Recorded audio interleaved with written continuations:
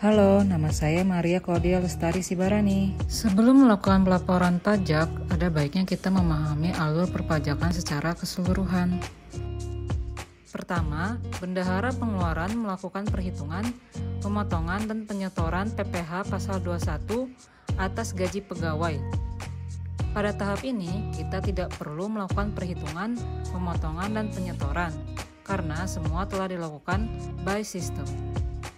Ketika bendahara melakukan belanja barang, maka akan dikenakan PPh Pasal 22 dan PPN. Perhitungan PPh Pasal 22 yaitu harga barang belum dikenakan pajak atau PPN dikali tarif PPh Pasal 22. Jika mempunyai NPWP dikalikan tarif 1,5% dan jika tidak ber-NPWP dikalikan tarif 3%. Selain dikenakan PPh Pasal 22, barang yang dibeli juga akan dikenakan PPN. Perhitungan PPN yaitu harga barang belum dikenakan pajak atau PPN dikali tarif 11% untuk yang ber-NPWP dan PPN dikenakan 2 kali lipat jika tidak ber-NPWP. Pengisian surat setoran pajak atau SSP pada PPh Pasal 22 menggunakan NPWP rekanan atau toko dan untuk PPN menggunakan NPWP instansi. Ada beberapa kategori barang dan sumber pembiayaan yang tidak dikenakan PPh Pasal 22 dan PPN. Pembayaran di bawah 2 juta rupiah, pembayaran dengan kartu kredit pemerintah, dan pembelian BBM dari Pertamina. Pembelian dengan uang persediaan via SIPP atau Sistem Informasi Pengadaan Pemerintah, seperti membeli barang secara online di marketplace yang sudah bekerja sama dengan pemerintah. Dengan syarat, sepanjang pihak pengelola marketplace memungut PPh Pasal 22 sebesar 0,5% dan PPN 11%, dikecualikan pemungutan oleh instansi pemerintah. Kemudian, pembelian barang dari wajib pajak yang menyerahkan surat keterangan bebas pemotongan dan atau pemungutan PPh. Ketika bendahara menggunakan jasa servis, perbaikan, dan pemeliharaan, maka akan dikenakan PPh Pasal 23 dan PPN. Perhitungan PPh Pasal 23 yaitu harga jasa belum dikenakan pajak atau PPN dikali tarif PPh Pasal 23. Jika mempunyai NPWP dikalikan tarif 2% dan jika tidak ber-NPWP dikalikan tarif 4%. Selain dikenakan PPh Pasal 23, penggunaan jasa juga akan dikenakan PPN. Perhitungan PPN yaitu harga jasa belum dikenakan pajak atau PPN dikali tarif 11% untuk yang ber-NPWP. PPN akan dikenakan 2 kali lipat jika tidak ber-NPWP. Pengisian surat setoran pajak atau SSP menggunakan NPWP instansi pemerintah untuk PPh Pasal 23 dan PPN. Ada beberapa kategori penggunaan jasa dan sumber pembiayaan yang tidak dikenakan PPh Pasal 23 dan PPN. Di antaranya, pembayaran jasa dengan uang persediaan via SIPP atau Sistem Informasi Pengadaan Pemerintah, seperti pembayaran jasa secara online di marketplace yang sudah bekerja sama dengan pemerintah, dengan syarat sepanjang pihak pengelola marketplace memungut PPh Pasal 23 sebesar 0,5% dan PPN 11%, dikecualikan pemungutan oleh instansi pemerintah. Untuk ini mungkin jarang dalam jasa. Kemudian penggunaan jasa dari wajib pajak yang menyerahkan surat keterangan bebas pemotongan dan atau pemungutan PPh. Pembayaran atas jasa di bawah 2 juta rupiah maka tidak dikenakan PPN, tetapi tetap dikenakan PPh Pasal 23 karena PPh Pasal 23 tidak melihat batas minimum pembayaran. PPh Pasal 4 Ayat 2 dan PPN dikenakan ketika melakukan sewa tanah atau bangunan. Perhitungan PPh Pasal 4 Ayat 2 yaitu harga sewa belum dikenakan pajak atau PPN dikali tarif 10%. Untuk PPh Pasal 4 Ayat 2 tidak melihat mempunyai NPWP atau tidak. Selain dikenakan PPh Pasal 4 Ayat 2, sewa juga dikenakan PPN. Perhitungan PPN yaitu harga sewa belum dikenakan pajak atau PPN dikali tarif 11% untuk yang ber-NPWP dan PPN dikenakan 2 kali lipat jika tidak ber-NPWP. Selain itu, ada yang hanya dikenakan PPh Pasal 4 Ayat 2 saja, seperti hadiah undian yang diberikan dalam bentuk apapun. Perhitungan PPh Pasal 4 Ayat 2 untuk hadiah undian yaitu harga bruto barang undian dikali tarif 25%. Pembelian barang kepada wajib pajak tertentu yang mempunyai surat keterangan bebas pemotongan dan atau pemungutan, maka dikenakan PPh Pasal 4 Ayat 2 saja tanpa PPN. Dengan perhitungan harga barang sebelum pajak atau PPN dikali tarif 0,5%. Pengisian surat setoran pajak atau SSP menggunakan NPWP instansi pemerintah. Catatan, untuk semua pembayaran baik dalam bentuk barang maupun jasa tidak dikenakan PPN bila pembayaran di bawah Rp2 juta. Batas waktu untuk penyetoran pajak baik PPH maupun PPN yang menggunakan pembayaran dengan uang persediaan, maka maksimal melakukan penyetoran pajak adalah 7 hari setelah melakukan pembayaran atas barang atau jasa. Misal, pembayaran atas pembelian barang tanggal 7 Oktober, maka maksimal penyetoran pajak dilakukan 14 Oktober. Jika pembayaran dilakukan melalui surat perintah membayar langsung atau SPMLS, maka wajib dilakukan penyetoran di hari yang sama. Untuk pelaporan pajak SPT Masa PPH Pasal 21 dan SPT Masa Unifikasi atau PPH Pasal 4 Ayat 2, PPH Pasal 22 dan PPH Pasal 23, maka wajib melaporkan pajak maksimal tanggal 20 bulan berikutnya. Misalnya melakukan pelaporan pajak bulan Oktober, maka paling telat melaporkan tanggal 20 November. Sedangkan SPT Masa PPN paling telat melakukan pelaporan akhir bulan berikutnya. Misal melaporkan pajak bulan Oktober, maka paling telat melaporkan akhir bulan November. Merujuk contoh sebelumnya, pada tanggal 7 Oktober, LPP RRI Jayapura melakukan pembelian ATK belum termasuk pajak atau PPN kepada rekanan yang ber-NPWP sebesar Rp3 juta. Artinya, dipungut PPh Pasal 22 sebesar Rp45.000 dan PPN sebesar Rp330.000. Pembayaran dilakukan dengan uang persediaan, maka batas setor harus dilakukan tanggal 14 Oktober. Namun, penyetoran dilakukan tanggal 15 Oktober. Atas keterlambatan 1 hari tersebut, maka dihitung 1 bulan, sehingga sanksi yang dikenakan 2% dikali 1 karena terlambat 1 bulan. Kalau dibayar 1 November, maka 2% dikali 2, kemudian dikali Rp45.000. Maka sanksi PPh Pasal 22 sebesar Rp900. Untuk PPN 2%, dikali 1 dikali Rp330.000, maka sanksi PPN sebesar Rp6.600. Total sanksi sebesar Rp7.500. Jika lapor PPh Pasal 22 dilakukan tanggal 21 November, maka akan dikenakan sanksi administrasi sebesar Rp100.000. Dan jika melakukan pelaporan PPN tanggal 1 Desember, maka akan dikenakan sanksi administrasi sebesar Rp500.000. Catatan, per SPT Masa artinya, misalnya melaporkan PPh Pasal 22 dan PPN 2 kali di bulan Oktober, dan keduanya telat lapor, maka sanksi administrasi atas telat lapor cukup bayar Rp100.000 untuk PPh Pasal 22 dan Rp500.000 untuk PPN. Jika kita melakukan penyetoran atau pelaporan, ternyata hari terakhir setor atau lapor hari Sabtu atau Minggu atau hari libur nasional, maka dapat dilakukan di hari kerja berikutnya dan tidak akan dikenakan sanksi administrasi, termasuk kejadian kahar atau bencana alam.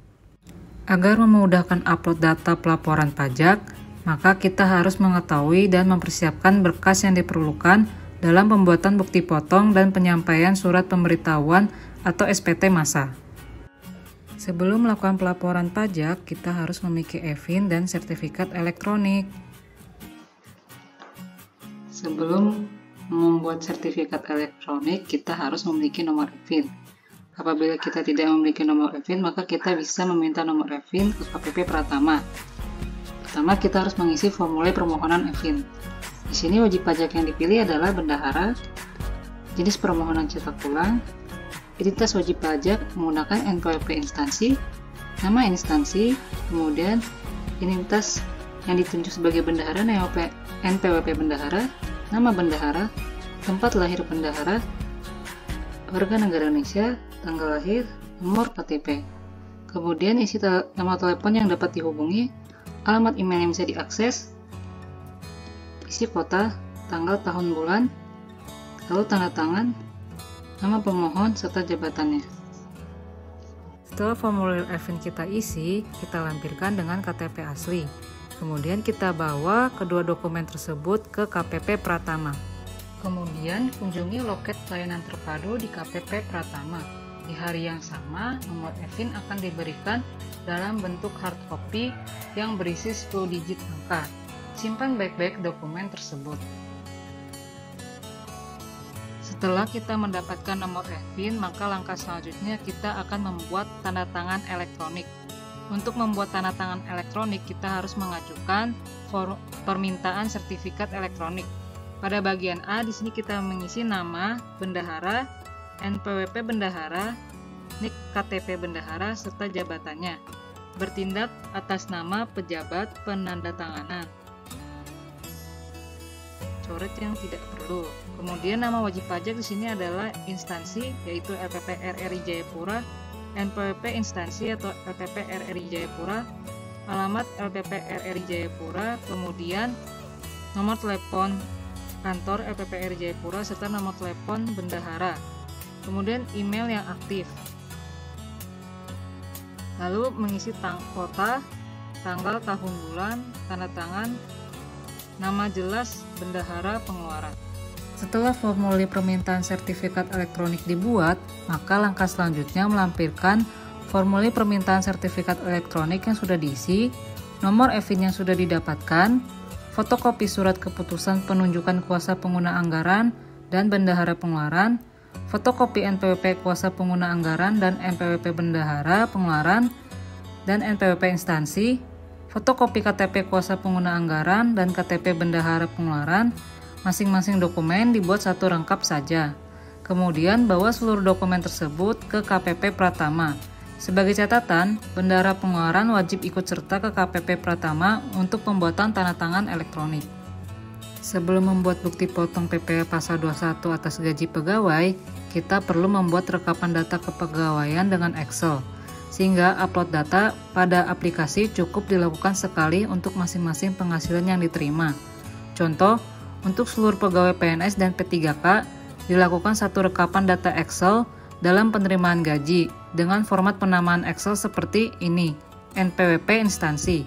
Kemudian, penerimaan tunjangan kinerja untuk seluruh pegawai PNS dan P3K dilakukan satu rekapan data Excel dengan format penamaan Excel seperti ini, NPWP instansi _2, dan seterusnya. Tujuan penamaan file Excel untuk membedakan atas penerimaan penghasilan yang diterima, serta aplikasi hanya menerima file Excel dengan format penamaan NPWP instansi. Catatan, saat rekapan data, kode objek pajak jangan sampai salah input, karena akan mempengaruhi jumlah pajak yang akan dipotong. Maka, ikuti sesuai dengan format yang ada. Contoh seperti ini, kita membuat 8 file Excel dengan isi data sesuai yang dijelaskan sebelumnya. Di sini saya akan memberikan satu contoh untuk penggajian PNS. Kita klik file Excel-nya. Kemudian kita isi tahun pajak dan bulan yang akan dilakukan pemotongan. Karena di sini penggajian September, maka kita isi masa 9. Jumlah bukti potong PPh pasal 21 sebesar jumlah pegawai PNS yang ada. PPh pasal 26 abaikan karena untuk wajib pajak luar negeri. Selanjutnya klik 21.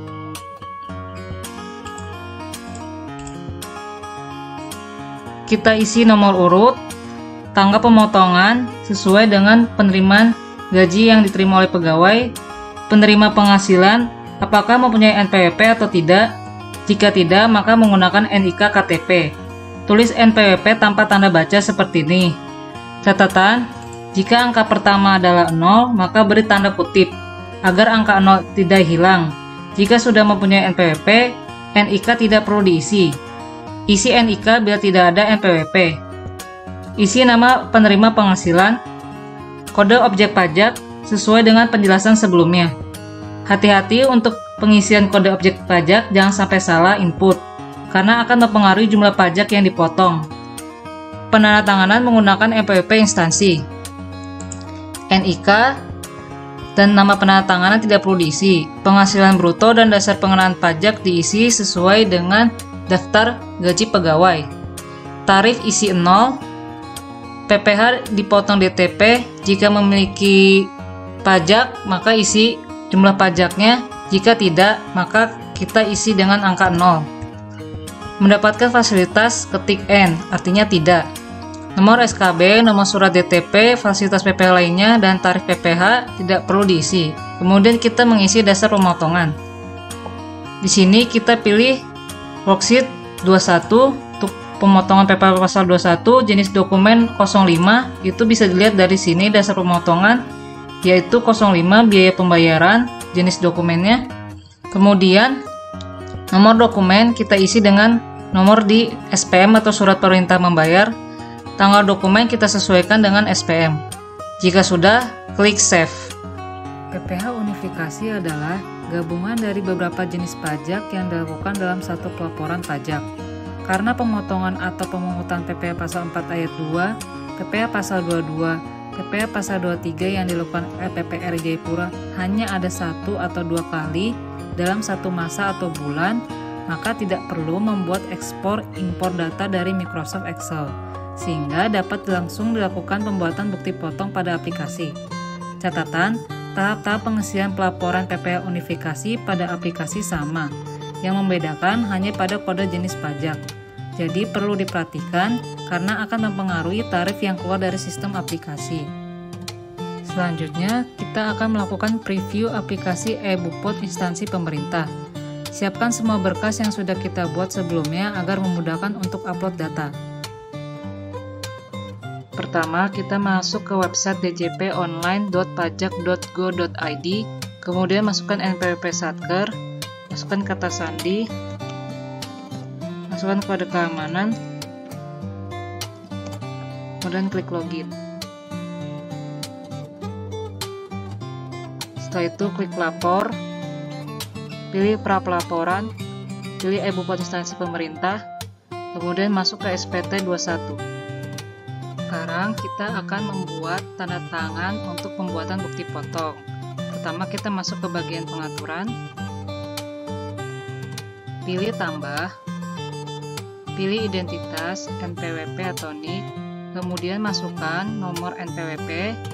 Nanti secara otomatis nama akan keluar sesuai dengan nomor yang di NPWP. Kemudian pilih tanda checklist di sini, kemudian klik simpan. Setelah itu nama akan muncul di sini. Di sini pengurus ada, contohnya ada 2. Di sini bisa diaktifkan dan dinonaktifkan dengan cara mengklik aksi. Jika diklik, maka yang tadinya aktif menjadi nonaktif. Kemudian jika diklik kembali, maka yang tadinya tidak aktif menjadi aktif kembali. Sekarang kita akan mengimpor data PPh pasal 21 yang sudah kita rekap dalam Microsoft Excel. Pertama, kita pilih SPT 21. Kemudian, pilih bukti potong. Pilih impor data.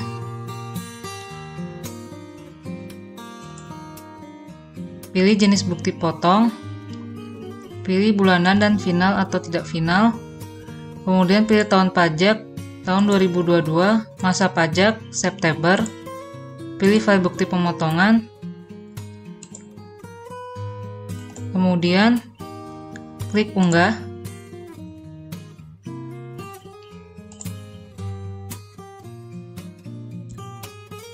Kemudian kita menunggu dalam waktu beberapa menit. Kita refresh. Data telah berhasil diinput. Selanjutnya, kita akan melakukan posting bukti potong yang telah kita input. Klik posting, kemudian pilih tahun pajak, klik bulan September, kemudian cek, kemudian klik OK. Data berhasil diposting. Kita bisa melihat statusnya.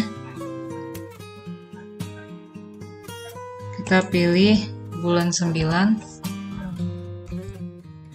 cari. Sini sudah diposting.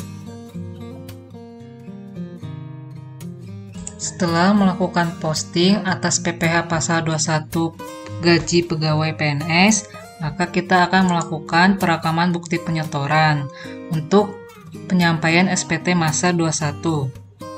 Klik perekaman bukti penyetoran. Pilih tahun pajak 2022, masa pajak September. Klik cek. Kemudian rekam bukti penyetoran, kemudian rekam bukti setoran, pilih SP2D karena kita membayarnya ke KPPN melalui SPM, ketik nomor SP2D,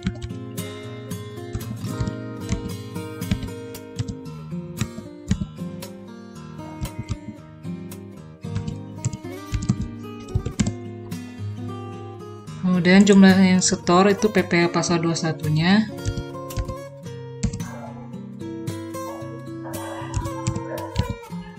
Kemudian pilih tanggal setor yaitu tanggal SP2D. Kemudian klik simpan. Data berhasil direkam. Kemudian kita melakukan penyiapan SPT masa 21. Lengkapi SPT.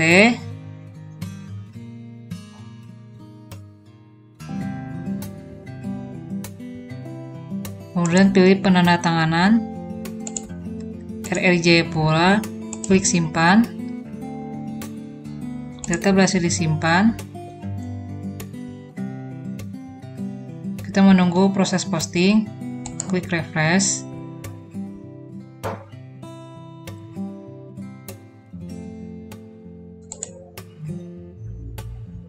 Kemudian kirim SPT.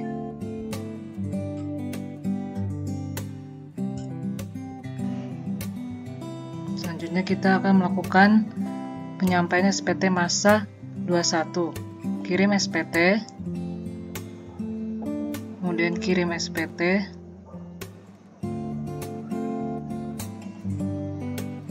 Kita masukkan sertifikat elektronik. Kemudian kode pas Wapres. Kemudian kirim SPT. SPT masa 21 berhasil dikirim. Ini adalah proses terakhir dari pembuatan dan penyampaian SPT masa PPh pasal 21. Sekarang kita akan membuat bukti potong PPh pasal 23 atas pemeliharaan kendaraan roda 4. Pertama, pilih SPT unifikasi. Kemudian pilih pajak penghasilan. Pilih daftar bukti potong pasal 4 ayat 2, 15, 22, 23. Pilih rekam. Masukkan tahun pajak 2022. Pilih masa pajak. Masukkan NPWP rekanan.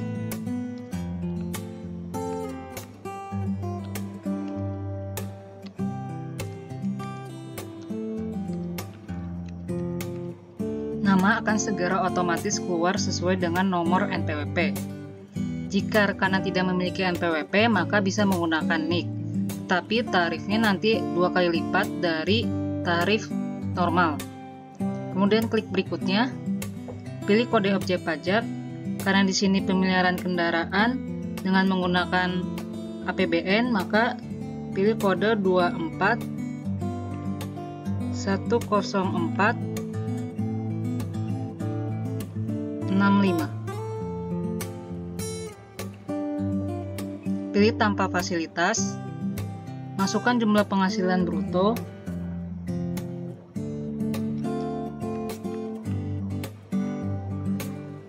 Tarif otomatis keluar sesuai dengan kode objek pajak.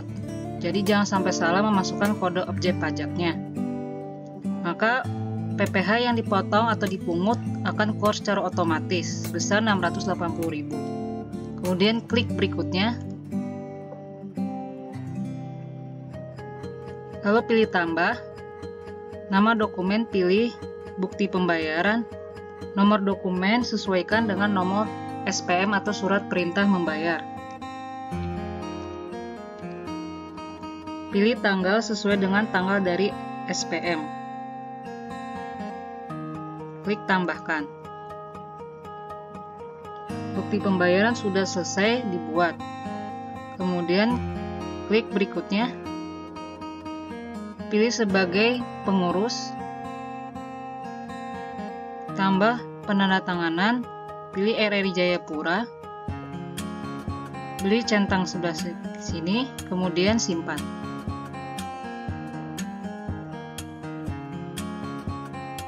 Data berhasil disimpan.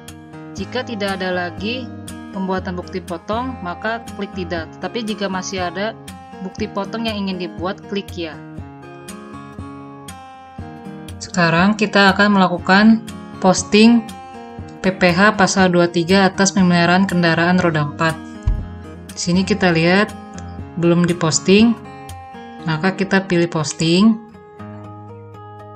Pilih tahun pajak 2022, masa pajak September, klik cek. Klik OK. Klik OK. Kita cek daftar bukti pemungutan untuk melihat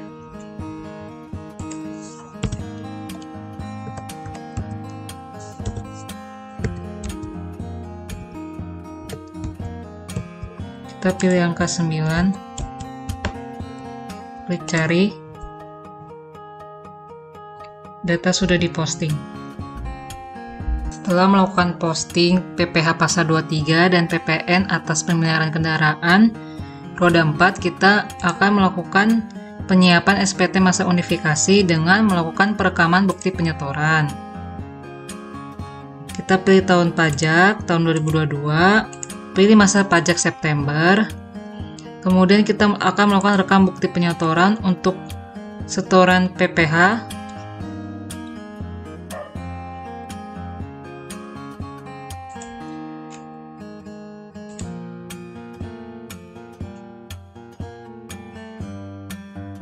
Itu kita klik rekam bukti setoran, pilih SP2D karena kita melakukan pembayaran ke KPPN melalui SPM. Ketik nomor SP2D,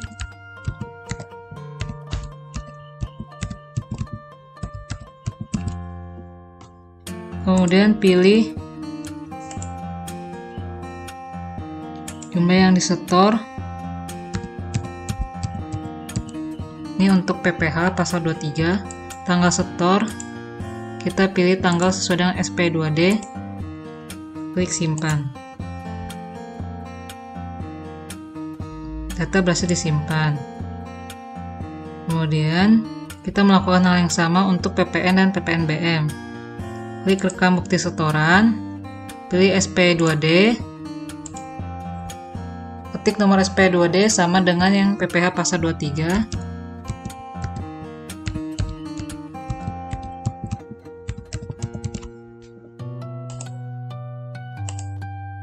klik jumlah setoran PPN-nya,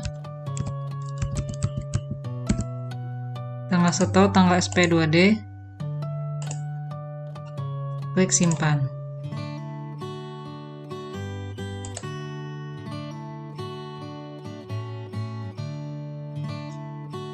Data berhasil direkam. Kemudian kita akan melakukan penyiapan SPT masa unifikasi. Klik lengkapi SPT.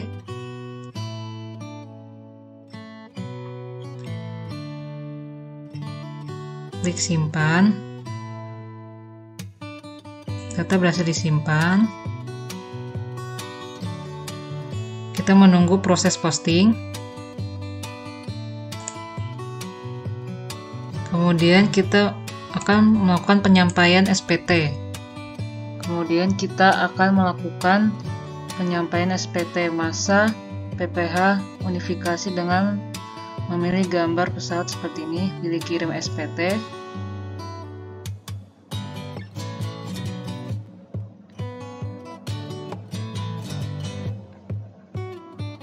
Kemudian pilih kirim SPT. Pilih sertifikat elektronik.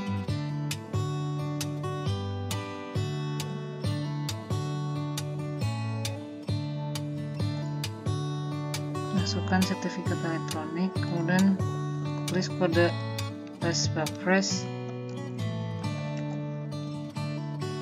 dan kirim SPT.